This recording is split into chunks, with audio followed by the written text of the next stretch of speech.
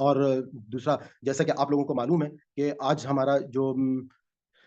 رمضان ہے اس کا دوسرا عشرہ جو ہے وہ ختم ہو رہا ہے. کل انشاءاللہ تیسرا عشرہ جو ہے وہ شروع ہوگا.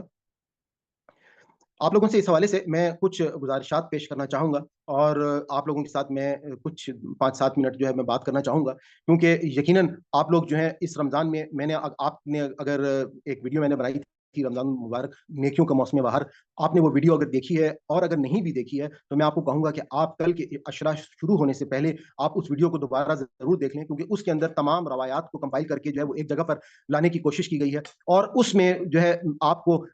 بہت زیادہ جو ہے وہ موٹیویشن جو ہے وہ آپ کو مل سکتی ہے. اور آپ جو ہے وہ اس ویڈیو کے میں یہ چیز بھی دیکھیں گے کہ کس طریقے سے ہمیں جو ہے اس رمضان میں اپنے لیے جو ہے وہ تیاریاں کرنی ہیں، ہم نے کس طریقے سے، کیونکہ یقیناً کوئی بھی شخص اس بات کی گارنٹی نہیں دے سکتا کہ اگلا رمضان اس کو ملے گا یا نہیں ملے گا. اس حوالے سے آپ لوگوں کو، جیسے میں نے ایک اور ویڈیو بھی بنائی تھی، آپ کو میں نے اس میں مختلف احادیث کے ذریعے سے مختلف آپ کو میں نے چیزیں ہائی لائٹ کی تھیں، کہ خاص طور پہ میں نے آپ کو بتایا تھا کہ نبی پاک صلی اللہ علیہ وآلہ وسلم جو ہیں انہوں نے ان کا فرمان کے مطابق ہمیں رمضان میں ہر نیکی جو ہے اس، ویسے ایک حدیث میں ہمیں پتہ چلتا ہے کہ ہر نیکی جو ہے اس کا ثواب جو ہے، جیسے ہم قرآن پاک پڑھتے ہیں تو اس کے ہر لفظ کا ہمیں 10 لفظوں کے مطابق جو ہے وہ ثواب ملتے ہیں، کہ 10 گنا ثواب ملتا ہے. اور اسی میں ایک اور ہمیں روایت میں اللہ تعالیٰ نے بتایا، حضور پاک صلی اللہ علیہ وآلہ وسلم نے ہم کو یہ بتایا کہ یہ رمضان میں آپ کی تمام جو نیکیاں ہیں وہ 70 گنا سے ملٹی پلائی کر جاتی ہیں، اور جو فرائض آپ پڑھتے ہیں ان کا ثواب جو ہے وہ تقریباً فرض جو آپ نوافل ادا کرتے ہیں ان کا ثواب جو ہے وہ فرض عبادتوں کے برابر جو ہے وہ ہو جاتا ہے. تو اس حوالے سے میں نے جو اس وقت خاص طور پہ آپ لوگوں کو آپ کو ایک ہماری اسٹوڈنٹ نے بہت ہی بہترین انداز میں پچھلے کلاس میں جو ہے وہ شیئرنگ کی تھی، میں نے اس کی الگ سی ویڈیو بنا کر بھی ڈال دی ہے. آپ اگر اس چیز کو فالو کریں، اور سسٹر آج میں دیکھ رہا تھا عزیز فاطمہ نے کمنٹ کیا ہوا ہے کہ انہوں نے ابھی 24واں پارہ صبح جب میں نے ڈالا تھا تو ان کے کمنٹ کے حق سے ہی میں بات کو اسٹارٹ کروں گا، کہ انہوں نے کہا کہ اس طرح سے قرآن پاک جس طرح سے میں آپ کو سمجھانے کی کوشش کر رہا ہوں، آپ جب پڑھ رہی ہیں تو ایسا لگ رہا ہے کہ بالکل انسان جو ہے وہ لرز کر رہ جاتا ہے. اور یہ باقی بالکل حقیقت ہے کہ دیکھیں ہر شخص کی خواہش ہوتی ہے، کوشش ہوتی ہے کہ رمضان المبارک میں اللہ کا کلام جو ہے ان کے الفاظ میں جو ہے وہ اس کو خاص طور پہ بار بار جو ہے وہ پڑھا جائے. اور میں نے یہ جو کوشش کی ہے اس دورہ قرآن میں، یہ اس حوالے سے میں آپ کو بتا چکا ہوں کہ یہ کافی منفرد ہے، اور آپ کو اس طرح کا یوٹیوب کے اوپر جو ہے وہ دورہ قرآن نہیں ملے گا کہ جس میں آپ قرآن پاک کو عربک اگر آپ یہاں سے پڑھتے جائیں، اور ہیڈ فون اگر آپ یا ایئر پوڈ اپنے کانوں میں لگا لیں، اور آپ جو ہے وہ ساتھ ساتھ آپ عربی پڑھتے جائیں اور آواز آپ کے کانوں میں آتی جائے گی، کیونکہ یہ ترجمہ اس قسم کا ہے کہ اس میں ہر لفظ جو ہے اس کے سامنے اس کے معنی لکھے ہوئے ہیں، اور آپ کو اردو ترجمے کی طرف دیکھنے کی ضرورت نہیں پیش آئے گی، اور آپ کو بالکل ایسا لگے گا کہ آپ جو ہے وہ اللہ تعالیٰ کے ساتھ جو ہے وہ ہم کلام، باقی اللہ کے الفاظ کی جو تاثیر ہے جب آپ اس کے معنی کو سنیں گے تو وہ آپ کو محسوس ہوگی، اور آپ واقعی لرز کر رہ جائیں گے. اور دوسری بات کہ آپ اس بات کو بھی ذہن میں رکھیے گا کہ اس بات کو بھی ذہن میں رکھیے گا کہ یہ جو دورہ قرآن ہے، یہ دورہ قرآن جو ہے اس کی مدد سے آپ لوگ جو ہے وہ ساتھ ساتھ آپ کی تمام جو ہم نے پچھلی کلاسیں ہم نے پڑھی ہیں، کیونکہ اس الفاظ کی بھی آپ کی تیاری ہو جائے گی، آپ کی ریپیٹیشن ٹیکنیک کی مدد سے آپ ان کو بار بار پڑھیں گے تو آپ کی پریکٹس ہو جائے گی، اور آپ کے یہ تمام کے تمام الفاظ جو ہیں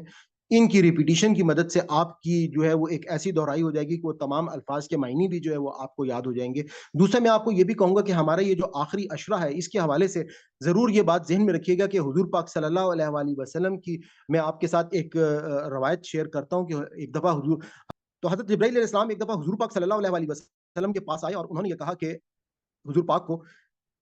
اس بات کو حضور پاک نے ان کو کہا کہ کوئی ہلاک ہو وہ شخص کی جس کو رمضان ملے اور وہ اپنے آپ کو معاف نہ کرے، اور اس معاف نہ کروا سکے، اپنی مغفرت نہ کروا سکے. تو اس حوالے سے حضور پاک صلی اللہ علیہ وسلم نے آمین ان کی بات پر کہا. پھر انہوں نے کہا کہ وہ شخص ہلاک ہو جس کو اس کے بوڑھے والدین ہوں اور وہ ان کی خدمت نہ کر سکے، تو اس پر بھی حضور پاک صلی اللہ علیہ وسلم نے آمین کہا. اسی طرح سے انہوں نے کہا کہ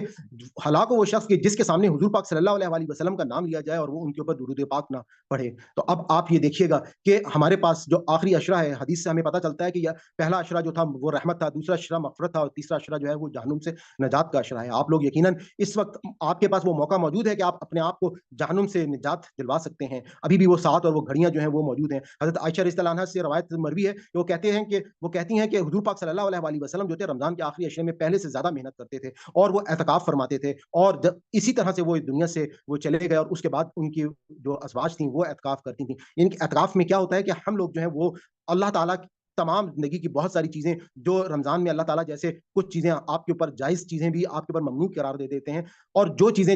رات کو بھی جائز ہوتی ہیں اللہ تعالیٰ اعتکاف میں جیسے آپ کی بیویاں رات کو جائز ہیں تو آپ کو اعتکاف میں وہ بھی ممنوع قرار ہو جاتی ہیں، جو کہ آپ کی ایک ایسی عبادت ہے کہ جس میں آپ اصل میں ليلۃ القدر کو ڈھونڈتے ہیں، جس کے حوالے سے آپ کو معلوم ہے کہ ليلۃ القدر جو ہے وہ ہزار راتوں سے بہتر ہے، اور سورۃ دخان میں اللہ تعالیٰ نے بتایا کہ یہ جو قرآن پاک ہے یہ اس ليلۃ القدر میں نازل ہوا، اور اس میں اللہ تعالیٰ جو ہے وہ اپنے تمام پر حکمت فیصلے جو ہیں وہ نازل کرتے ہیں، یعنی کہ یہ بجٹ کی رات ہے، تمام اگلے سال کے فیصلے جو ہیں یہ اس رات کو نازل ہوں گے۔ آپ لوگوں نے جتنی بھی آپ کے لیے کوشش ہو سکے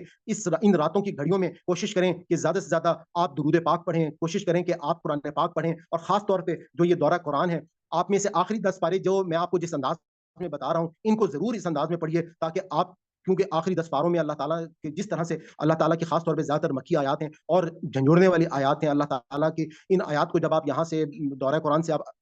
پڑھ رہے ہوں گے تو آپ کو بالکل ایک ایسا لگے گا کہ آپ کا اللہ تعالیٰ کے ساتھ ایک بانڈ جو ہے وہ آپ کا قائم ہو جائے گا۔ اور ساتھ ہی ساتھ میں آپ کو یہ بھی کہوں گا کہ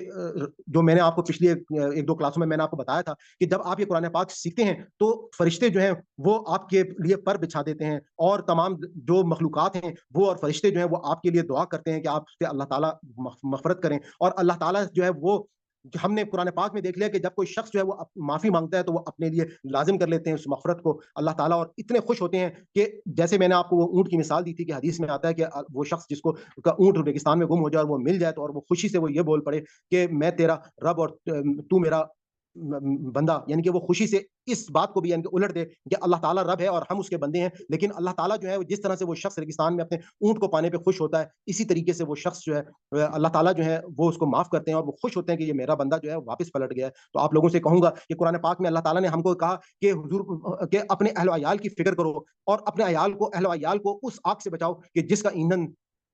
پتھر اور انسان ہوں گے، اور اسی طرح سے حضور پاک صلی اللہ علیہ وسلم جو تھے وہ اپنے اہل و عیال کو آخری عشرے کی طاق راتوں میں خاص طور پہ ان کو جگاتے تھے اور ان کو یہ کہتے تھے کہ اللہ کو یاد کرو۔ تو ہمیں بھی اپنے ارد گرد اپنی فیملی کو، تمام لوگوں کو ہمیں کوشش کرنی ہے کہ ان کے ساتھ جو ہے وہ ہم ان کو اس اہمیت کے بارے میں بتائیں کہ یہ زندگی بہت تھوڑی سی زندگی ہے، اور یہ کلام اللہ کا، آپ کو پیغمبر نہیں آئیں گے، یہ کلام جو ہے یہ قیامت تک کے لیے محفوظ ہے، اور اس کو سمجھ کر پڑھنا جو ہے وہ ہم پر لازم و ملزوم ہے۔ وآخر دعوانا الحمد للہ رب العالمین۔